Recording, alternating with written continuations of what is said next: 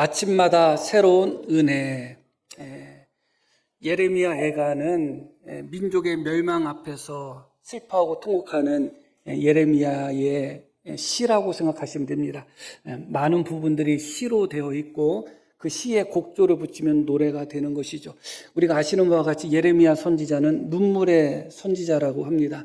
오랜 동안 사역을 했습니다. 수십 년 동안 사역을 하는 동안 민족의 멸망을 경고하며 또 백성들의 불신앙을 경고하며 하나님께 돌아오도록 그렇게 예레미야 선지자는 눈물을 흘려가며 하나님의 말씀을 선포했지만 결국은 어떤 의미에서는 실패하고 말았죠. 결국은 나라가 멸망하고 심지어 하나님의 성전, 영원할 것 같은 예루살렘 성전조차도 다 불타고 다 무너지고 그런 것을 경험하게 됩니다. 선지자로서 민족의 멸망을 예언했던 선지자들은 참 많습니다. 그러나 자신이 민족의 멸망을 예언하고 예언했던 대로 민족의 멸망 또 성전이 무너지고 성전이 불타는 것을 직접 눈으로 본 선지자는 몇 명 되지 않습니다. 그렇기 때문에 아마 예레미야 선지자가 눈물의 선지자가 아닐까 그렇게 생각합니다. 오늘 읽으신 말씀 속에서는 예레미야 선지자의 슬픔이 담겨 있고 고통과 아픔이 담겨 있습니다. 그렇게 슬프고 고통스럽고 아픔 중에 어떻게 믿음으로 승리해야 되는지를 우리에게 보여주고 있습니다. 사실 우리의 인생을 놓고 보면 멀리서 보면 희극이지만 가까이서 보면 비극이라고 합니다. 다른 사람들은 다 행복해 보이고 다른 사람들은 큰 어려움 없는 것 같고 다른 사람은 큰 걱정이 없는 것 같은데 나만 걱정이 많은 것 같고 나만 인생의 짐이 무거운 것처럼 느껴진다고 생각할 때가 있습니다. 그러나 사실은 그럴 수도 있지만 인생의 짐이 더 크고 작을 수도 있지만 그러나 인생의 짐이 없는 사람은 없습니다. 바꿔 짊어보면 아이고 저 사람의 짐이 더 무거웠구나 그렇게 생각이 들 수도 있어요. 겉으로 볼 때 인생의 짐이 커 보인다고 해서 무조건 무거운 것도 아니고 겉으로 볼 때 인생의 짐이 작아 보인다고 해서 무조건 가벼운 것도 아니죠. 내 짐이 커 보인다고 해서 무조건 무거운 짐이라 할 수 없습니다. 그럼에도 불구하고 모든 사람들은 인생의 큰 짐을 안고 살고 인생의 큰 슬픔과 고통을 견디면서 사는 것은 분명한 것 같습니다. 그렇게 큰 고통 속에서 큰 고난 속에서 큰 아픔 속에서 하루하루 견디며 살아가고 있는 우리 모두에게 이 말씀이 위로가 되고 또 지혜가 되고 힘이 되는 하나님의 말씀이 되기를 소망합니다. 20절 말씀을 한번 보겠습니다. 내 마음이 그것을 기억하고 내가 낙심되었다. 예레미야 선지자는 선지자지만 이런 표현을 하는 데 있어서 주저하지 않았습니다. 내 마음이 그것을 기억하고 내가 낙심되었다. 우리는 이런 표현하기가 어렵잖아요. 지난번에 이야기했듯이 진실한 믿음의 솔직함이 있어야 되지만 그런 솔직한 믿음을 우리는 훈련받지를 못했어요. 그래서 만약에 목사인 제가 아이고 걱정도 많고 참 낙심이 됩니다. 그런 소리 하면 어떤 생각이 들겠어요? 예레미야 선지자는 이야기합니다. 내 마음이 그것을 기억하고 내가 낙심이 되었다. 무엇을 기억하고 낙심이 되었는가? 19절 말씀 보겠습니다. 내 고초와 재난, 곧 쑥과 담즙을 기억하소서 이렇게 말씀이 나옵니다. 예레미야 선지자는 자신의 인생을 무엇으로 표현하고 있냐면 쑥과 쓸개즙으로 표현하고 있습니다. 쑥과 쓸개즙은 가장 쓴 것을 상징하는 것이고 인생이 그렇게 쓰다는 것을 이야기하는 겁니다. 나는 정말 내 인생이 쓸개즙보다 더 써. 나는 너무 인생의 쓴맛을 너무 많이 봤어. 그렇게 표현하는 사람들이 있죠. 예레미야는 바로 그 인생의 고초와 재난을 너무 많이 당했는데 그것이 마치 예레미야에게 있어서는 쑥과 쓸개즙 혹은 독이 가득한 그런 즙으로 그렇게 느껴졌습니다. 그만큼 인생이 괴로운 것이죠. 나오미라는 사람, 룻의 시어머니도 돌아올 때 사람들이 저 사람이 나오미다 했더니 나를 나오미라고 부르지 말라. 나오미에는 기쁨이라는 뜻이 있거든요. 나는 말하다. 내 인생이 쓰다.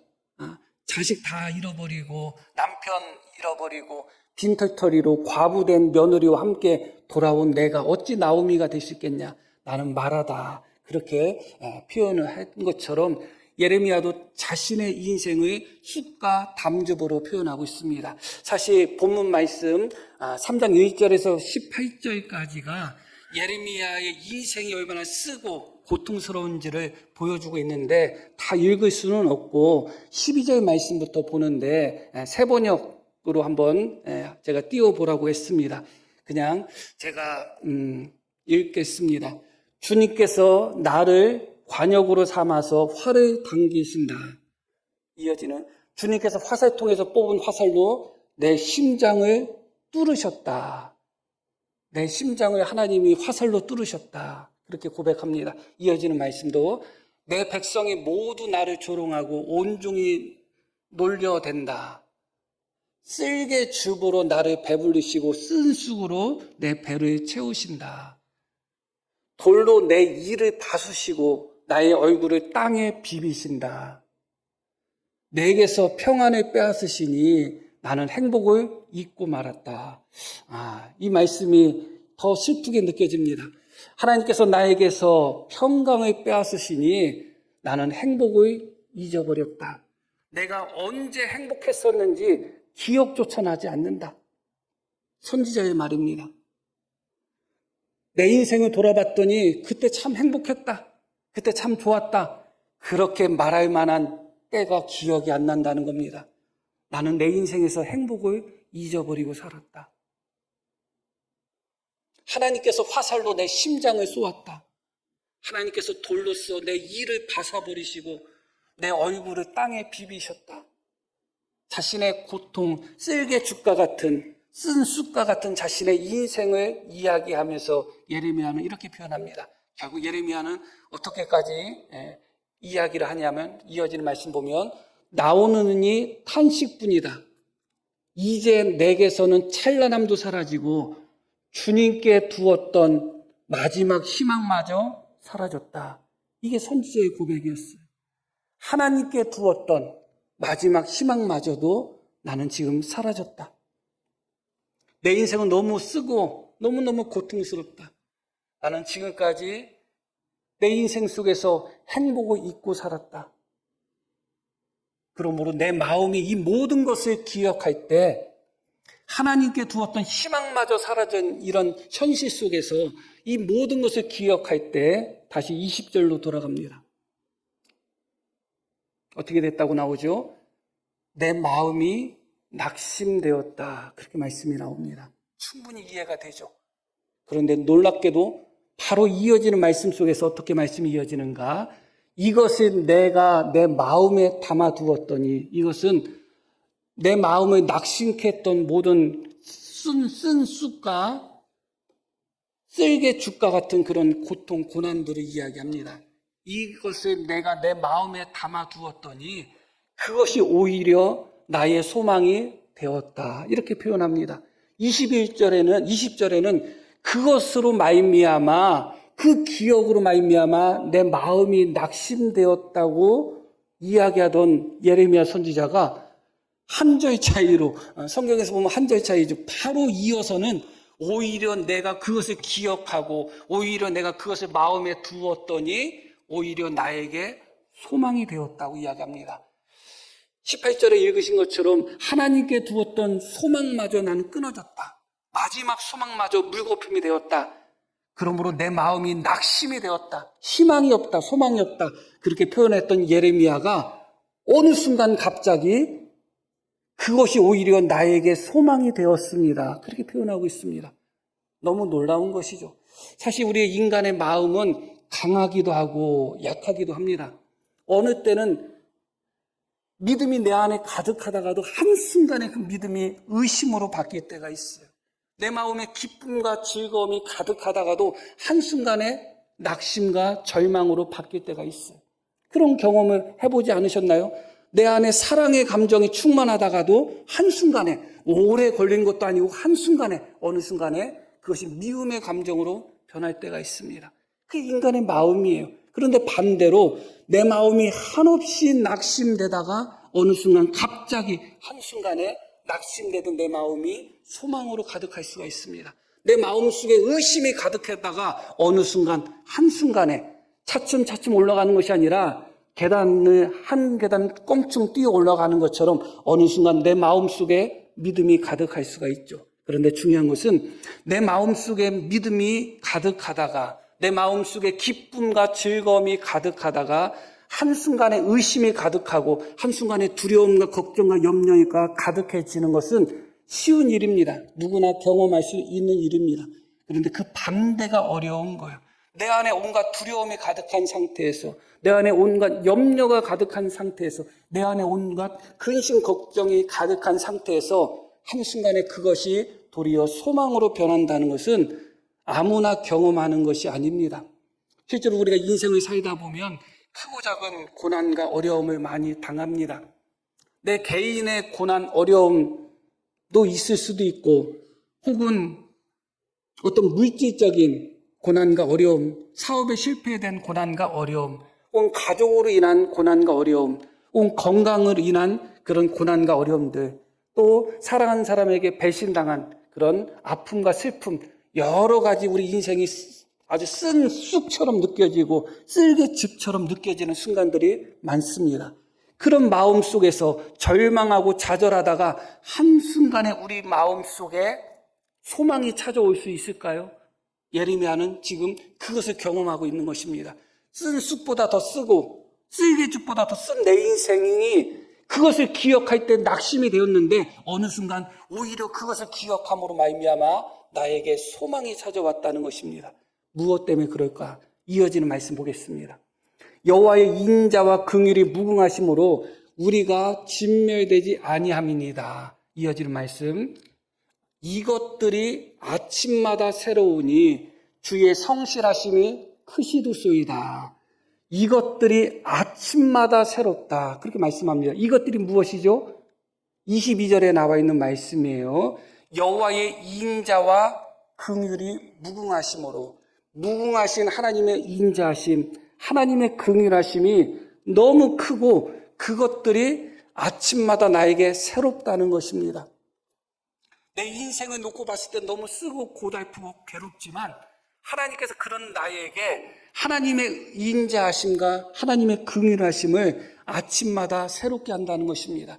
아침마다 새롭게 하시는 하나님의 인자하심이 있다는 거예요. 그러다 보니까 간밤에는 낙심하고 좌절하고 절망하면서 내 인생은 왜 이렇게 쓰고 고통스러울까 탄식하다가도 한순간에 아침마다 새롭게 부어주시는 하나님의 은혜로 말미암아 다시 한번 소망이 그 안에서 솟아나는 것이죠.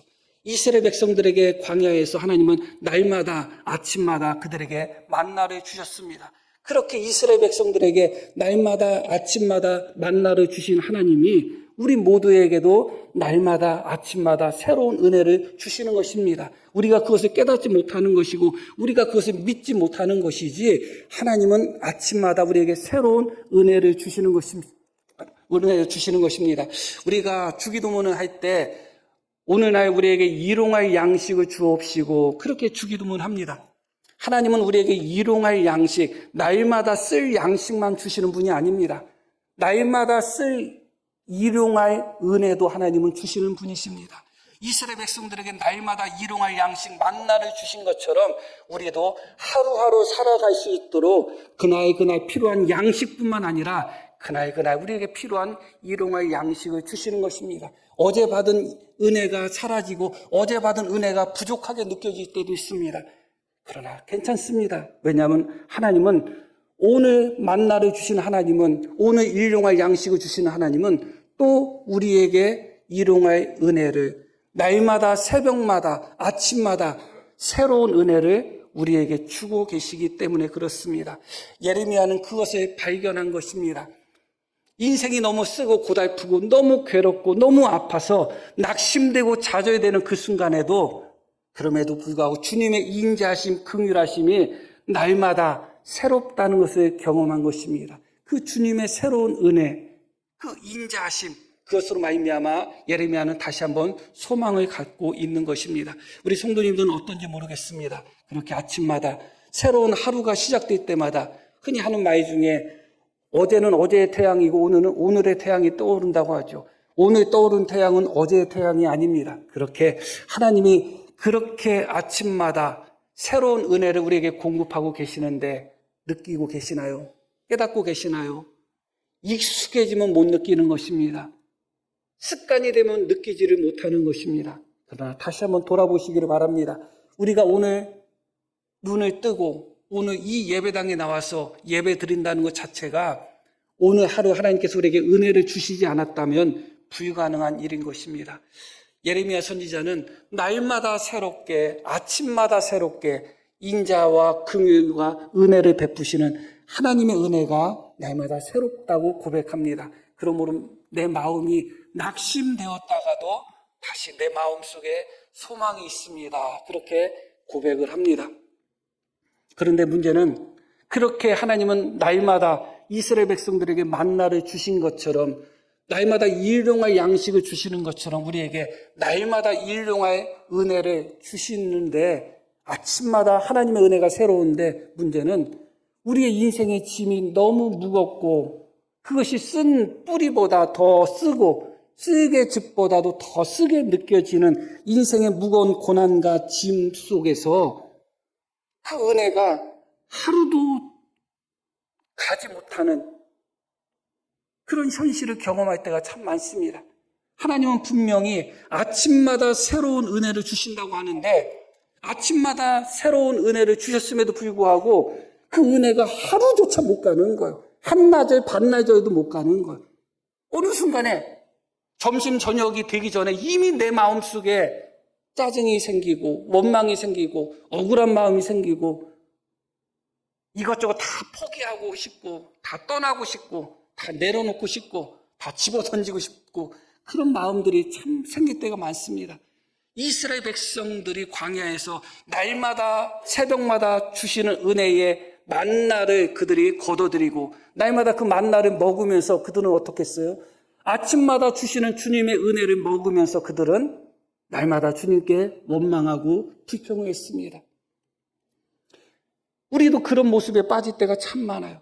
하나님은 날마다 해를 주시듯이 날마다 일용할 양식을 주시듯이 아침마다 우리에게 날마다 새로운 은혜를 주시는 것은 분명합니다.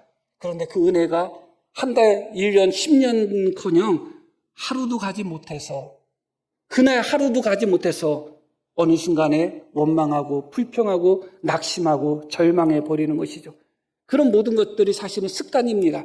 이스라엘 백성들이 광야에서 원망하고 불평하고 불순종했던 것이 습관이듯이 한 번, 두 번 하다 보면 습관이 돼버리는 것이죠. 우리도 마찬가지입니다. 날마다 하나님께서 아침마다 새로운 은혜를 주심에도 불구하고 그 새로운 은혜를 받아들고 하루를 살아갈 때 어느 순간부터 하루가 채 지나가기도 전에 우리 속에 원망이 나타나고 불평이 나타나고 낙심이 나타나고 절망이 나타날 때가 많습니다. 하나님의 은혜를 그렇게 허비해버리고 낭비해버리고 하나님의 은혜를 그렇게 헛되이 받을 때가 많습니다.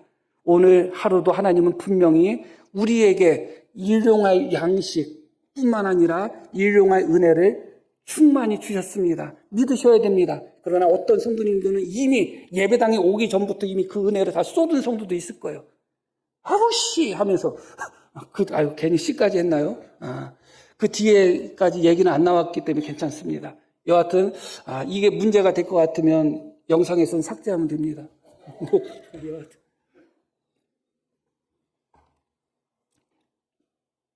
이미 가정에서부터 예배당에 오기 전부터 이미 새롭게 해주신 하나님은 이미 은혜를 이미 잃어버린 성도님이 혹시 있을 수 있습니다. 돌아보시기를 바랍니다. 이 예배 시간 하나님이 갑절의 은혜를 주시는 시간입니다. 아침마다 새로운 은혜를 주실 뿐만 아니라 주일마다 하나님은 갑절의 은혜를 주십니다. 그게 만나가 주는 교훈이잖아요. 안식일 전에는 2배로 하나님이 주시잖아요. 그게 하나님의 은혜인 것이죠.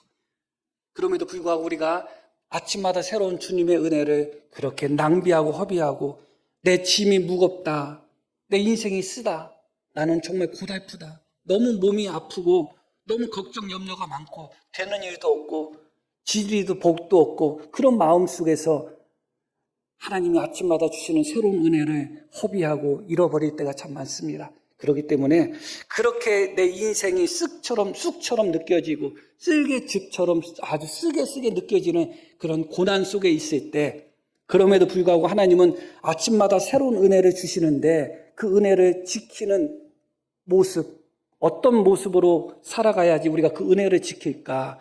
고난당하는 사람으로서, 쑥과 같은 아주 쓴 인생을 사는 사람으로서 이 고난의 시간, 고난의 기간, 고난당하는 이 삶을 어떻게 우리가 지켜나가야 될까? 그 부분을 오늘 말씀 속에서 또 이어서 찾아보려고 합니다. 26절 말씀을 한번 보겠습니다. 사람이 여호와의 구원을 바라고 잠잠히 기다림이 좋도다.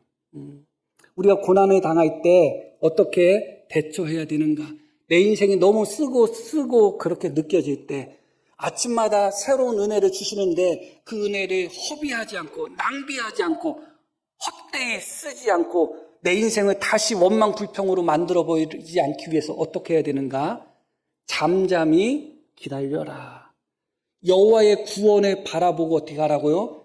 잠잠히 기다림이 그것이 좋다는 이야기예요. 말 그대로 그게 좋은 것이다.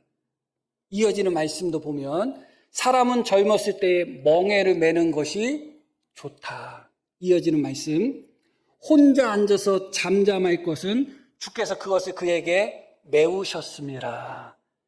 자, 고난을 당할 때 아침마다 새로운 은혜가 주어짐에도 불구하고 우리가 다시 원망불평으로 돌아갈 수밖에 없는 우리 자신을 볼 때 고난 속에서 어떻게 해야 된다고요?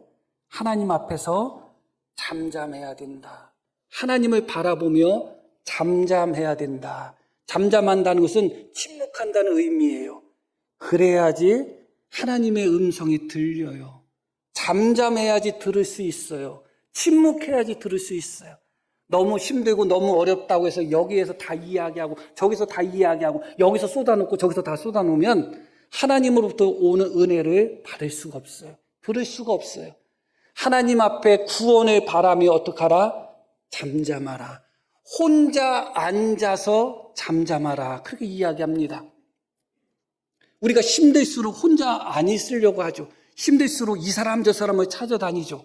그러나 힘들고 어려운 고난의 때에 이 사람 저 사람을 찾아다니다가 하나님을 놓칠 수가 있어요. 혼자 앉아서 잠잠하라는 얘기는 그 혼자 앉아있는 시간이 하나님을 만날 수 있는 시간이에요. 내가 이 사람을 찾아다니고 저 사람을 찾아다닐 때는 하나님을 만나기가 어려워요. 인생이 너무 쓰고 고달플 때 나만 왜 이런 인생을 사는가 원망불평하지 말고 혼자 앉아서 하나님을 기다리며 어떻게 하라? 잠잠하라. 그렇게 이야기합니다. 왜냐하면 그것을 그에게 메우셨습니다. 누가요? 주님께서.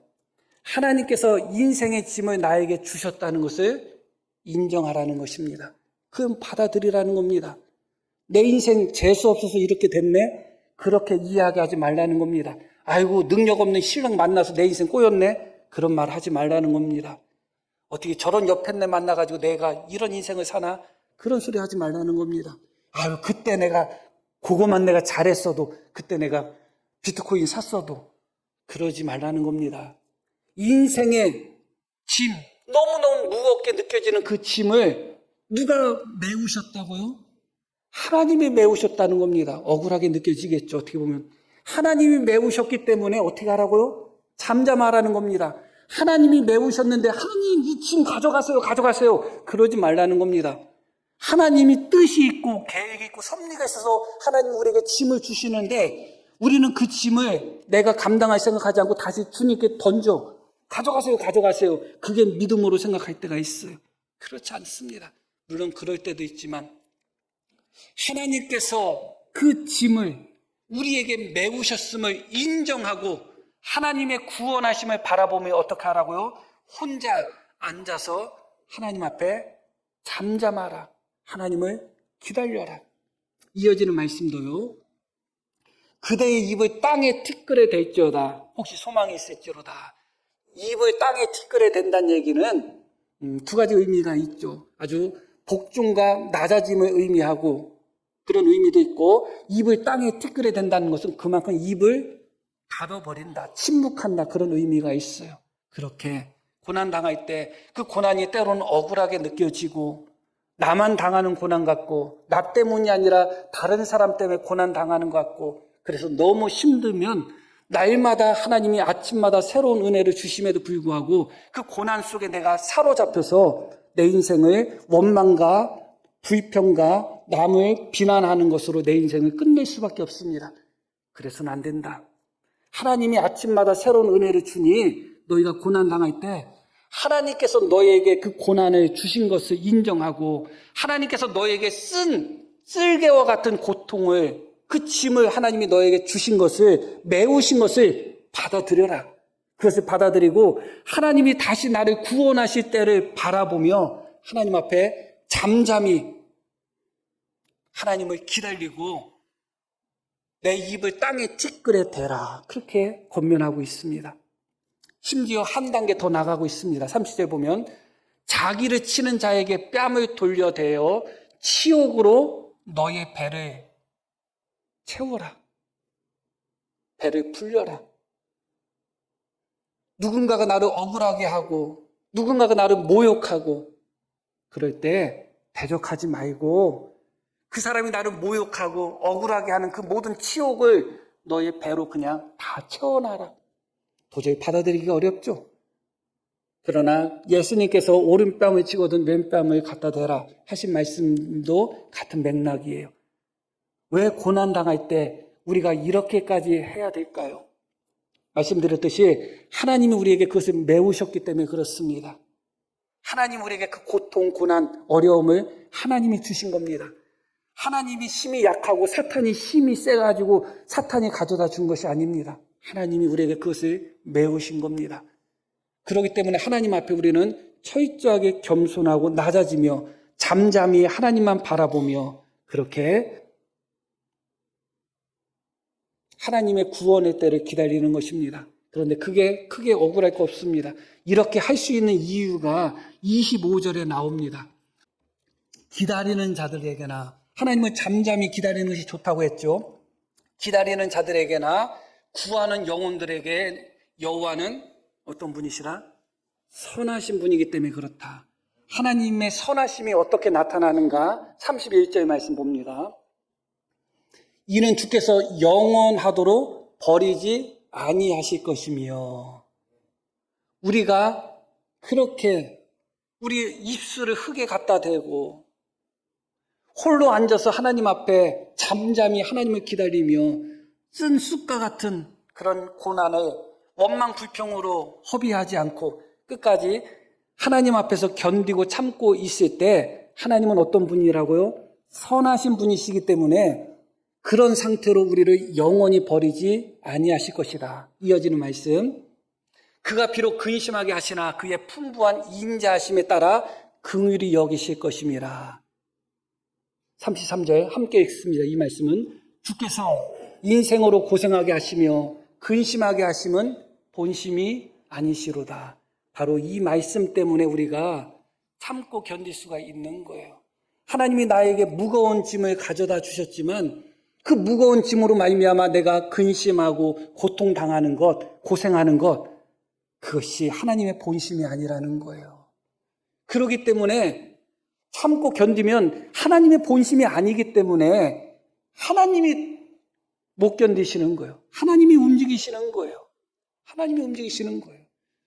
부모가 자녀를 때릴 때 부모의 본심이에요? 본심이 아니잖아요.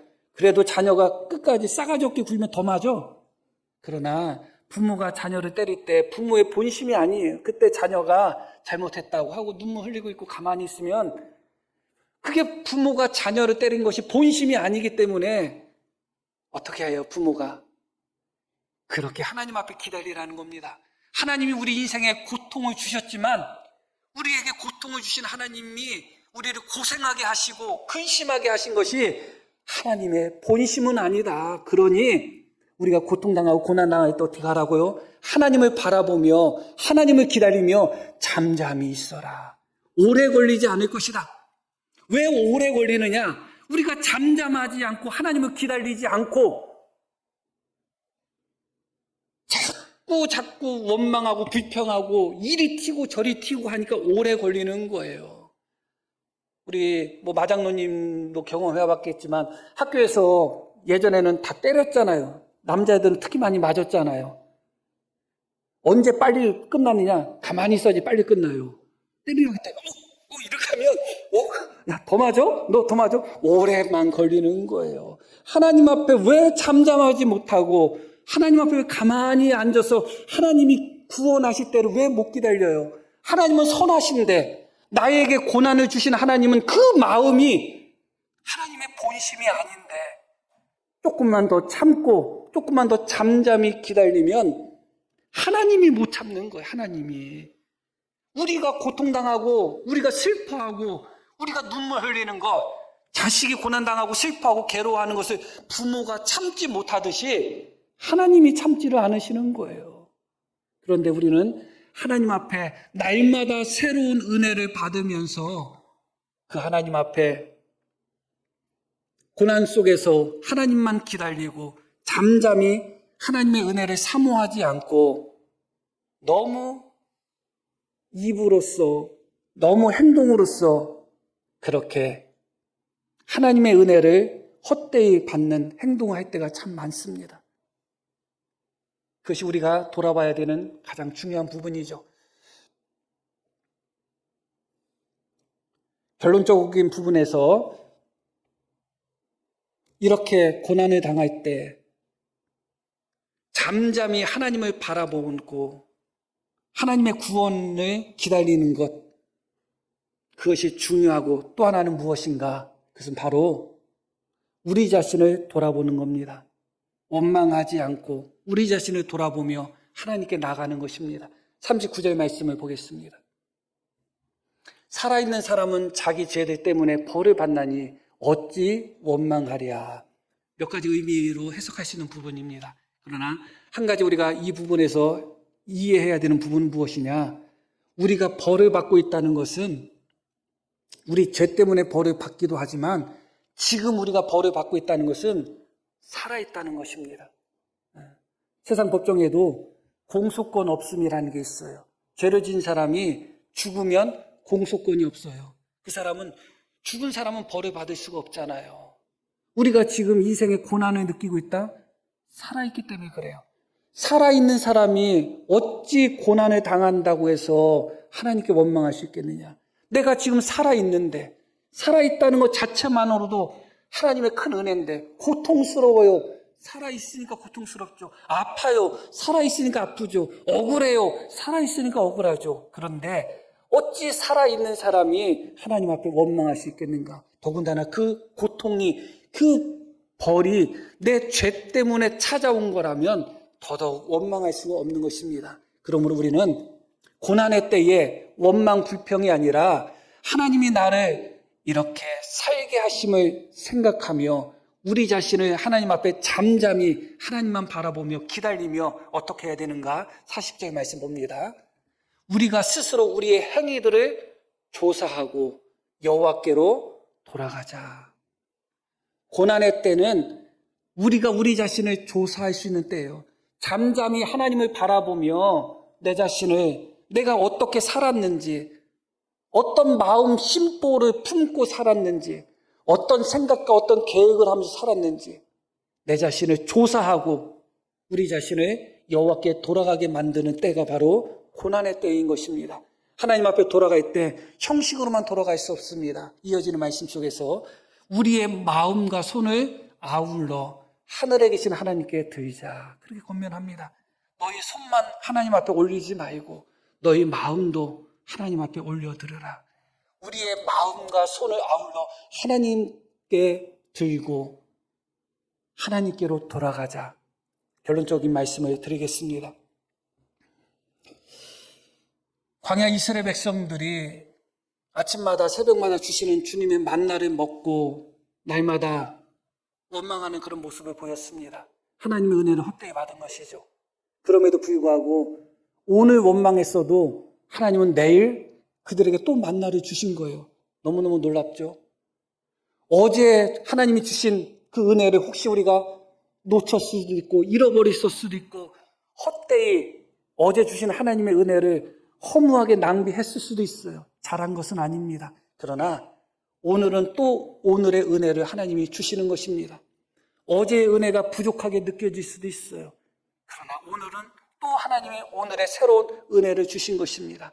하나님이 오늘 새로운 은혜를 주신 것을 깨닫고 그것을 받아들이고 날마다 새로운 은혜를 주시는 하나님을 바라보며 새로운 은혜를 누리는 자로서 하나님께 더욱 영광 돌리고 하나님을 더욱 가까이 할 수 있는 우리 모두가 되기를 소망합니다. 자, 우리 들으신 말씀 기억하며 함께 기도하시겠습니다.